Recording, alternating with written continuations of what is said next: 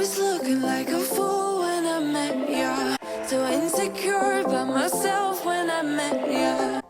Hi everyone, thank you so much for stopping by my channel and hanging out with me for another video. Today's video is going to be something a little different. While on my channel normally I make videos on cleaning, organizing and styling your home and how to live a better life, today's video is going to be a reflection on the last 20 years of my life. Believe it or not, we are currently 20 weeks away from the year 2020. Now that in itself is mind-blowing for me because it feels like only yesterday we were kind of in that year 2000 millennium bug, dancing like it's 1999, and to think that was 2 decades ago, it's a real reality check. And if there is one thing that sums up the last 20 years of my life personally, it is you've come a long way, baby. And I really can say hand on heart that although I would not change a single thing, because every thought, every decision, every action over the last 20 years has led me to where I am today, and I'm very happy and I'm very content and I'm very proud. There are, however, some things that thinking back, maybe from an outsider's perspective, or if I could share some of my experiences with other people on things that I might do a little bit differently. So I wanted to share with you some reflections on my last 20 years and also things that I am planning for the remaining 20 weeks until the year 2020. And I am still saying that out loud, getting my head around the fact that there are actually only 20 weeks until the year 2020. So this is going to be kind of an assortment of things that I've learned. So lessons learned over the past 20 years, plus things that I want to carry forward and bring with me into my next 20 years. And then some specific things that I really want to achieve over the next 20 weeks until the year 2020. So looking back first of all and reflecting on things that I would do, things that I might change, or things that I might improve. So starting off with the first thing that I would really pay attention to in the last 20 years, and that is what I like to call red flag run. And now red flags are kind of things that are warning signs. Usually they're in relationships, but they can also be in things like your work environment, colleagues, personal relationships, friendships. Red flags are triggers or things that you see in people that flag to you that something is not right.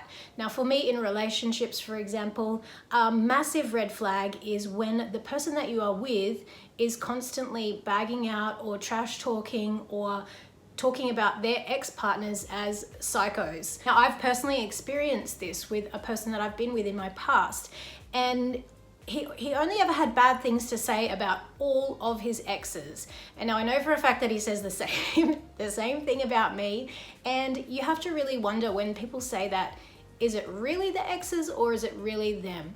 The other thing that I would say is a red flag in relationships is when the person that you are with will stop at all costs from you ever meeting personally any of their exes. That is a huge red flag. And if you are with anyone, particularly who has children, who won't introduce you to their ex, for example, I would see that as a big red flag and I would run. Of course, you need to also be wary of red flags when you're in your workplace, things like bullying, workplace behaviors, sexual harassment. Those things are obviously big red flags and they are not to be ignored. When you see something, say something and do something. That's one piece of advice I'd give to anyone in life. If you see a red flag, don't ignore it, look into it, do something. Make sure you say something. Don't let it slide, don't let it slip. All right, I need to power on through these because if I spend that long talking about each of these, this is going to be a 2-hour video. So I'm going to try and get through each one in 1 minute. Let's go. Coming in at number 2 is to trust your gut. Now, I have found in life that your first instinct, your first impression, and your gut feeling is very, very rarely wrong. And if I could tell one thing to my younger self, it would be to trust your gut, trust your instincts, and act on it. So number 3 for my lessons learned, it is to stand your ground.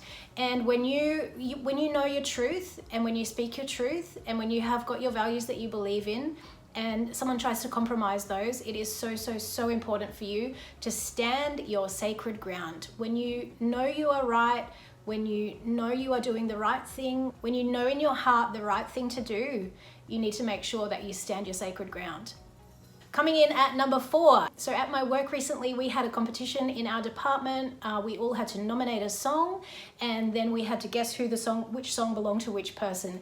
And the guy who organized the song competition, Dean, his song was Don't Stop Believin' by Journey. And I love this song, but I also love that whole feeling of don't stop believing. So never stop dreaming, always have a goal, always have a vision, always have something to look forward to in life. So never stop believing. Like Journey said, and if you're a Glee fan, you might like the Glee version, but don't stop believing. Have something to look forward to in life at all times. Have something that keeps you excited. Have something that keeps you going, that keeps you working towards something. It's definitely so important to never stop. So don't stop believing. Don't give up. Always have something to work towards. Number 5, and this one is super, super important. If you don't know, I am a single parent. I co-parent my 2 children with my ex-partners, and I am 100% financially responsible for everything in this household. And if I could encourage my younger self to do something more proactive, it would be to diversify your income from a very early age. Now, this is something that I have done in the last probably 10 years, but it's something that I wish I had done from an earlier age. So if anyone is watching, and what I mean by diversifying your income is obviously don't just rely on one income source, which is normally when you go to work, you get a job, you get a paycheck. What happens if that paycheck finishes? For example, the organization that I work for right now, we have a new CEO, we have a new GM of the department I work for. They are looking over the workforce. I'm currently on a 12-month fixed term contract, which is very closely coming to its end. It is actually due to expire in the next 2 weeks. While they are still making their decision on whether I will have a job or not, if I didn't have a diversification of income, I would be in a state of absolute anxiety, or I would have quit my job and gone and looked for another job. I actually really love the company that I work for. It has a great social purpose. It is a not-for-profit. I have spoken about my work before. I don't want to leave my job. I really enjoy it. I really love it. I'm doing all that I can to keep it. But if the worst happens, it won't be a total devastating event because I have diversified my income, and that is something that I would highly, highly, highly encourage anyone to do in any way. It could be stocks, it could be shares, it could be real estate, it could be something like starting a YouTube channel to have a little bit of extra income on the side. It could be starting your own business, it could be doing something on Amazon, eBay, all these kind of things, having a little side hustle of some kind, having an Etsy store, having a hobby that makes you some extra money. Whatever it is, just do not rely on one income. Don't ever put all your eggs in one basket. Make sure you always have a diversification of your income. So coming in at number 6 for lessons learned over the past 20 years of my life, and that is to constantly weed your garden. Now, I don't mean actually weed the garden in your backyard. I mean weed the garden of your life. So if you look at people, some people are flowers and some people are beautiful trees. Some people in your life are toxic and they are the weeds, and you need to weed the garden. So if you have got friends who are always into drama and gossiping and talking behind people's backs, are they really the kind of people that you want to spend your time with? Is that the kind of energy that you want to bring into your life? Weed the garden. And for me, I don't care if it's friends, if it's family members, if it's co-workers, if it's exes, if it's partners. If someone is a toxic person, I will do whatever it takes to get them out of my life because I weed my garden and I protect my peace. So that leads on to number 7, and that is to find your tribe. And I mean that when you have friendships in your life, this isn't necessarily like a partner. It's a group of friends or a support network that you can call on and that you can rely on to bring out the absolute best of you. Human beings are wired for connection. You need to have a tribe. You need to have a group of people that you can count on for friendships, for socializing, for that connection. You need to find your tribe and love them hard. So I have a really close group of girlfriends who are my tribe. I also have different groups of like work colleagues. I have work friends that I have work things in common with that I get along very, very well with. I'm very close with my work friends, but then I also have my outside like mum life friends. So who my children have grown up going to school with, their parents. So that is my kind of my mum group of friends. So some work group friends, some mum friends. You just need to make sure you have that support, that really good support network of really positive people that you can count on when you need help, when you need advice, when you need support, or just when you need to have fun. It is super, super important to have a tribe around you that are supportive and that are positive and that want the best for you and that you bring the best for them. Okay, so coming in at number 8 is something that I call pay your taxes. And although it isn't technically paying your taxes, although it is, because you need to always pay your taxes and be honest in your tax returns because the consequences are significant. It's not only about paying your taxes, it's about living with integrity and doing the right thing even if no one's looking. That is so important in life. Don't think that you can just get away with it just because no one's watching, doing the wrong thing. It will always be in the back of your mind, and like the universe is always watching. So do the right thing even if no one's looking. Coming in at number 9, one of the things that I really am passionate about is feeding your mind. So whether that be reading books, listening to TED Talks, going to seminars, taking self-development courses, constantly feed your mind. Don't think that when you leave school or when you leave college or when you leave university, learning is over, learning is done. Do absolutely everything that you can. I've worked in learning and development for the last 7 years of my life, and now I'm working in HR, in people and culture, which is closely related to our learning and development team. And one of my favorite things in life is encouraging people to reach their potential and encouraging people to keep learning, to be inspired, to keep learning, and to just basically keep feeding your mind. Feed your brain. Find something that you're interested in. It might not be anything to do with your work or your career. It could just be out of personal interest. But when you find something and you keep learning, it's so important to just keep your brain fed. And probably one of the most important lessons that I have learned over the last 20 years is to love yourself and to know your worth. So one thing that I have learned for sure over the last 20 years is that you can't expect someone to love you if you don't already genuinely, through and through, love yourself. I think it's quite a process, and it can be quite a difficult journey sometimes to love yourself, depending on how you were brought up, depending on your childhood, your upbringing. It's something that you need to put a lot of work into, a lot of focus on, and it is something that will pay off big time. So make sure you love yourself. Put the effort into knowing yourself, into loving yourself, and into caring for yourself, and to really knowing and valuing your own self-worth. And don't let anyone compromise your self-worth.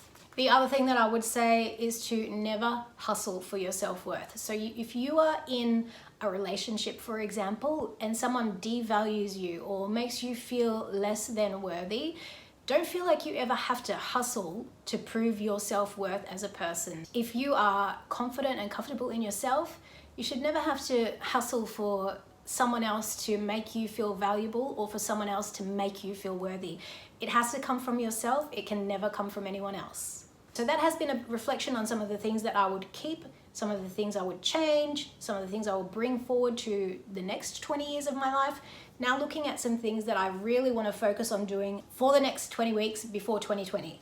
All right, so one of the things that I want to focus on doing for the next 20 weeks by 2020 is to read a chapter a day. Now, I've always been a pretty big reader. I do like reading. I prefer nonfiction. I definitely prefer nonfiction over fiction. Mostly I read books on self-help, self-development, or improvement in some way. Some of the books I'm reading, I'll insert a clip. I just posted a picture of it on Instagram.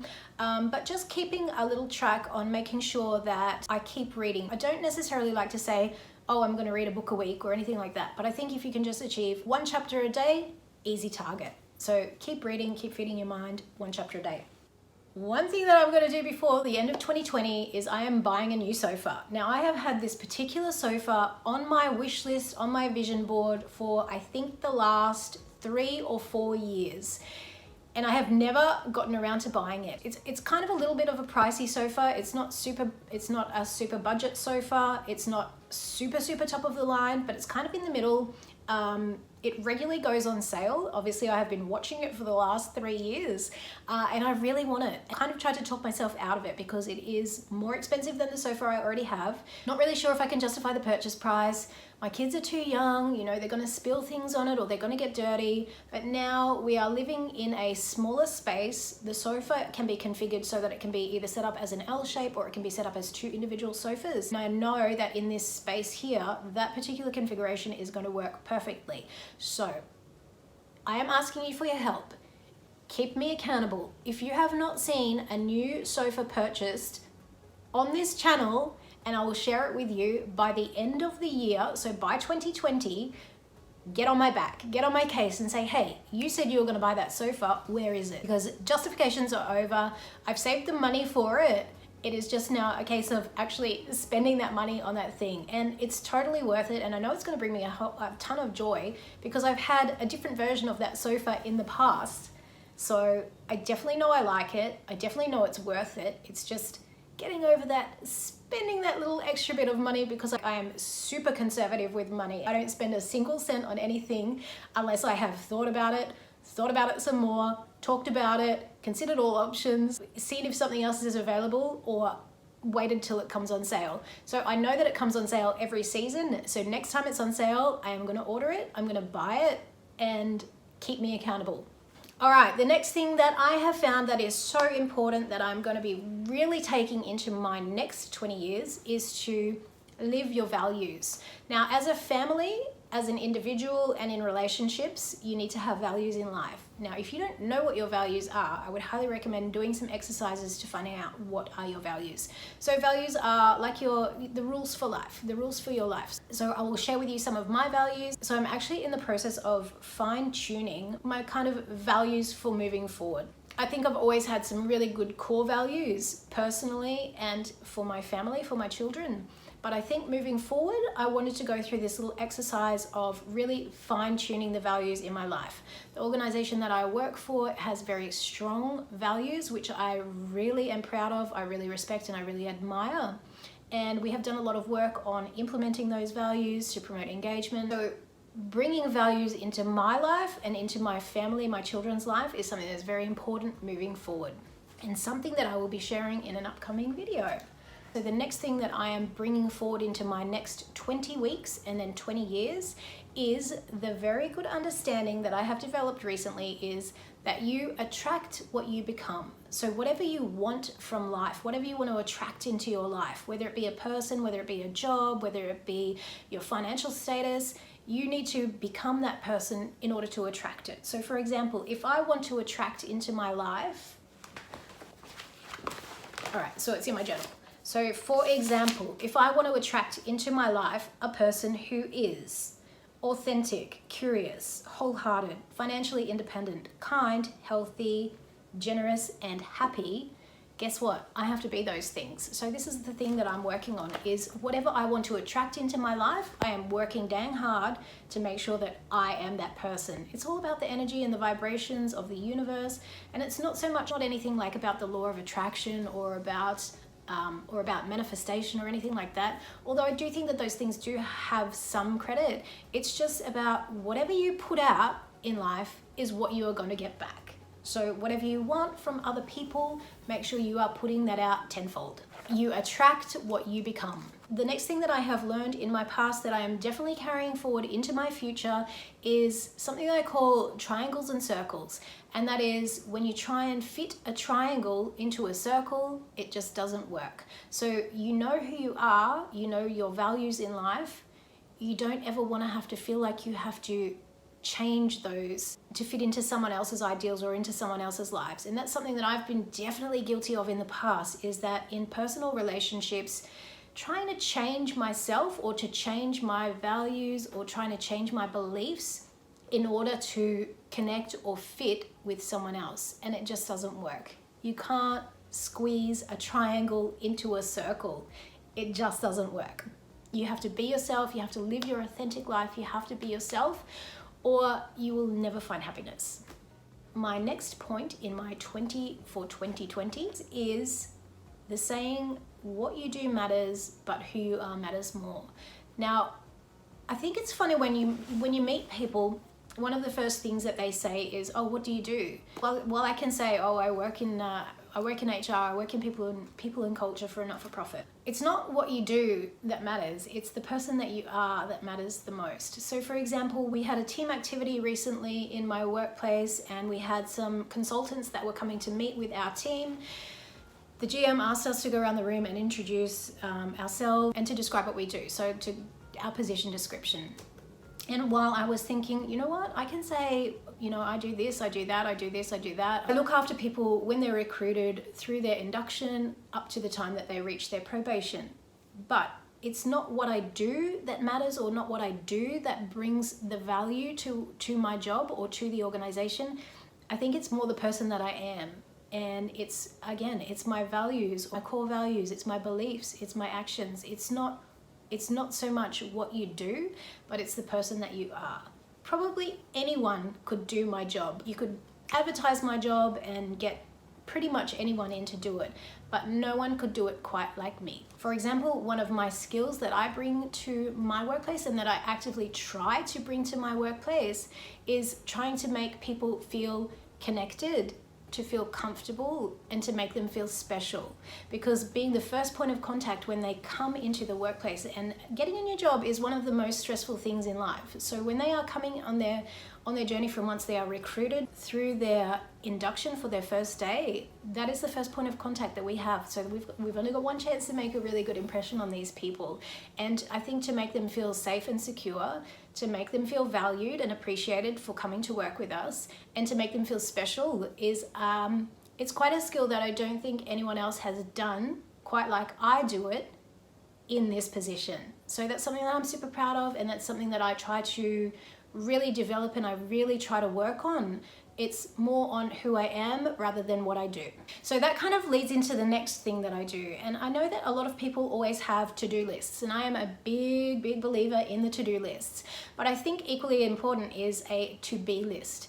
And I've seen this around on the internet. I think it's on Instagram. It's like, don't just focus on your to-do list, focus on your to-be list. So every month, at the start of every month, in my bullet journal, I'll have my to-do list, which has got my monthly top goals, but then I'll have my to-be list, which are personal characteristics and traits that I'm really working on to try and focus that month on. So for example, for August, it is authentic, kind, generous, motivational, inspirational, and creative.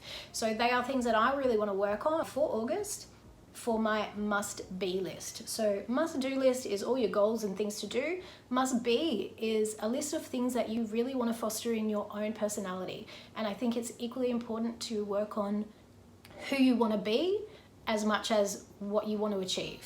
All right, next on the important list is to actively practice gratitude.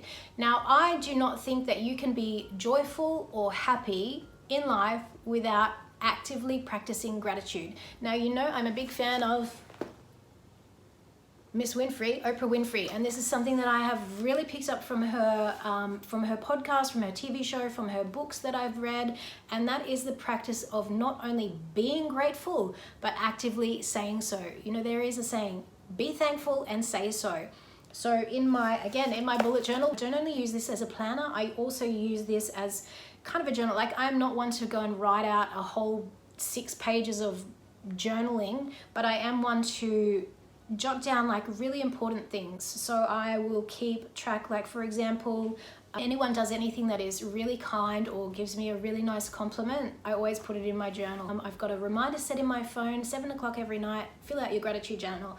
And I need to have at least one thing that was the highlight of my day for gratitude. So the thing that I am most grateful for. And they can be teeny tiny little things. Like it was watching Avengers Endgame with my boy, was having tara thai for lunch with all the people at my work. We had a group work lunch. It was really lovely. Watching Call to Courage on Netflix. Buying my new plant, Linda, who came named Linda, by the way. I didn't name her Linda. Loads of things. Bringing a Scrabble game into my work. Tons of things. My boss's boss called me precious cargo, so I was like, that's going straight in the gratitude journal. It's like anytime someone gives you a compliment or something to be grateful for, be grateful, but be actively grateful for it. We're coming to the end, number 19. This is what I'm calling the best medicine. And that is just remembering that you need to have whatever is the best medicine for you. So if laughter is the best medicine, for example, make sure you incorporate joy into your life. There's nothing that I enjoy more than laughing with my kids. We will watch something ridiculous. It's probably like a YouTube video on try not to laugh, or we will read something really funny, or we'll tell each other jokes, make up these really ridiculous stories. Like for example, with my son, we make up these fictitious people based on street names, and we give them personalities, and we make up these stories about these fictitious people. just make sure you go out and you actively look for whatever is your best medicine. So for me, it's laughter. Laughter really is the best medicine. You cannot be in a bad mood if you're cracking a joke and having a good time. Laughing and bringing that sense of joy and happiness, it lifts your life to the next level. You know, don't take life too seriously. You have to enjoy your life, and if you're laughing, you'll enjoy it a whole lot more. All right, now coming in at number 20 is something that is super personal, but it is for me, moving forward, to fall in love. Now, for the past 7 years, I have been single. Single as in I have not had like a live-in relationship with anyone. So since I broke up with my last de facto live-in partner, I have not had a relationship like that with anyone else. And I have done that by choice because I have not felt like I was in the space to be in a relationship. I've had 2 children who have been my focus and my priority, and I've wanted to work on myself. Really put those last 7 years focusing on making me a better, a happier person, becoming the kind of person that I would want to be in a relationship with. Again, like I said, you attract what you become. So this is really important to me. Now, I know that you can't predict that you are going to fall in love with someone, but the thing that you can do is be open to connection. And in the last 7 years, I have actively been closed off to connection. So while over the last 7 years, obviously there have been people who come and go and you kind of have casual relationships with them, but there's not really been anyone or any particular relationship I first of all wanted to pursue or felt interested in it enough to pursue. Also, I didn't feel like I was in the right place to want to pursue a serious relationship, but I now feel that I'm in that place. I've done enough work on myself. My children are at an age where they're not little kids anymore. They're older, they're bigger. They actually ask me, they're like, Mom, are you gonna be single forever? And I'm like, no, I'm not going to be, but it hasn't been my priority over the last 7 years. But moving forward, from this point forward, it is going to be something that I am definitely going to be opening myself up to and attracting into my life. So, wish me luck. So, that was a lot of talking. That is like 30 minutes of footage that I am going to have to edit down as much as I can. Well, unless I just leave it all in here and I'm just going to like bleh. So I've really enjoyed this actually. This is something that is super important to me. I'm really passionate about really reflecting on the past, seeing what works, what doesn't work, what you can tweak, what you can do better, and bringing that forward into the future. I'm also very passionate about sharing my experiences so that potentially if someone is watching who is going through a similar situation to me, you might pick something up from this, learn it, and put it into practice so you don't have to get to 20 years later and say, oh, I wish I had done that sooner, or I wish I had diversified my income, or I wish I had paid attention to that red flag from that really nasty ex.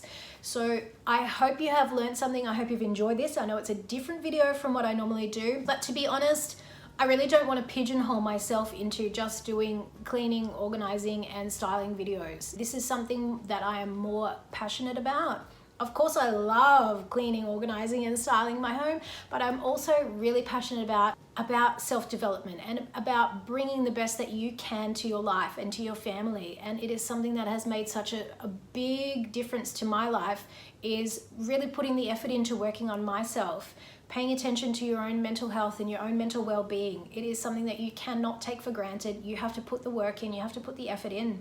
I mean, we're always taking care of ourselves physically, like we brush our teeth every day to take care of our oral hygiene, or I'll have this really elaborate skincare routine to take care and make sure I don't get wrinkles, or, putting a bandage on when you get a cut or something to make sure you don't get an infection. Everyone is really willing to take care of their physical appearance and their physical well-being. Not many people will put that same effort into what's inside. So taking care and feeding your soul and feeding your mind and really being aware and taking care of your mental health. And it is something that is so important, and I would really encourage you to start paying attention. It's what's inside that counts.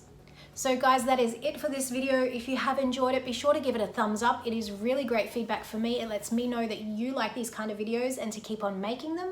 If you are new here and you haven't already, be sure to subscribe before you go to my channel, or better yet, hang out and watch another video. Thank you to everyone who has subscribed, liked, or commented on any of my videos over the last week or recently. I really appreciate it. Like I always say, I'm super, super grateful. I really enjoy spending time in my comments. They bring me a ton of joy and I love interacting with you guys. If you are new here, be sure to say hi, let me know where you're from, and as always, I'll see you in the next video. Bye everyone.